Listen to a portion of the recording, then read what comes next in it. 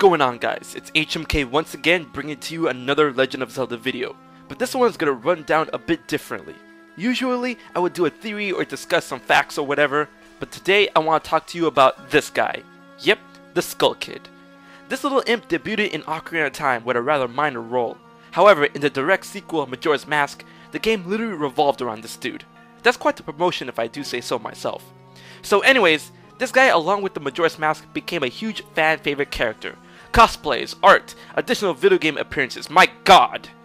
If you guys need a refresher course on who the Skull Kid is, he was basically the pseudo-antagonist of Majora's Mask, the one responsible for putting the game's events in motion by forcing the moon to collide with the planet within 3 days.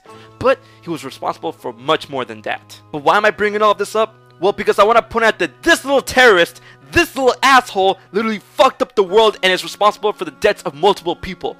At this point, I bet you're like, well, he's the antagonist of the game. That's what they do. Yeah, I know that, but at the end of the game, they get the business. The Skull Kid got away with it scot-free. Now, before the shitstorm in the comment section starts, I want to point out that I don't hate the character of the Skull Kid. In reality, I do like the Skull Kid. I hate the fact that he faced no justice, no punishment for his severe crimes. Now that I got that out of the way, let's discuss the Skull Kid, shall we? The Skull Kid stole crime number 1, the Majora's Mask from the Happy Mask salesman, and with its power he used it to play tricks on Termina.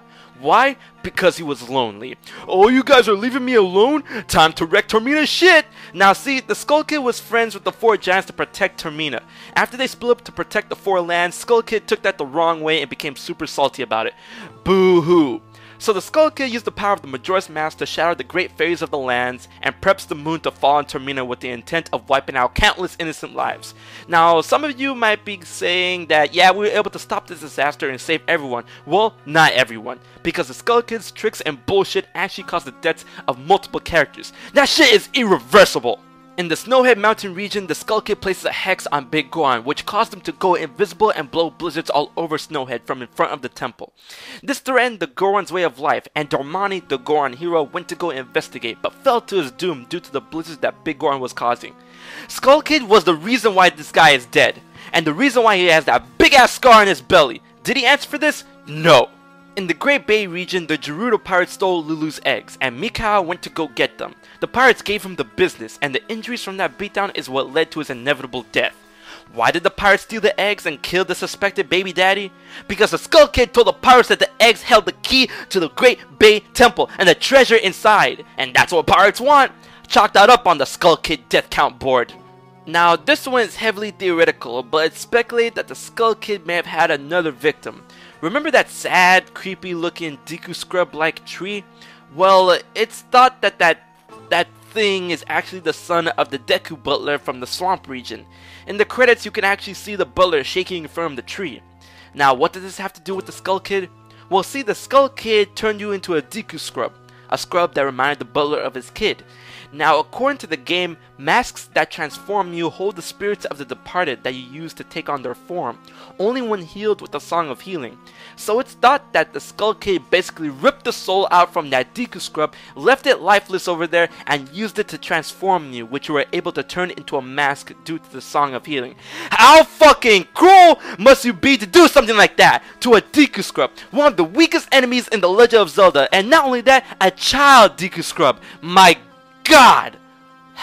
Look, it just really bothers me like a lot that the Skull Kid literally walked away from all of that with a slap on the wrist when he caused so much hysteria and death. And not only that, problems for Termina everywhere, and nobody talks about this.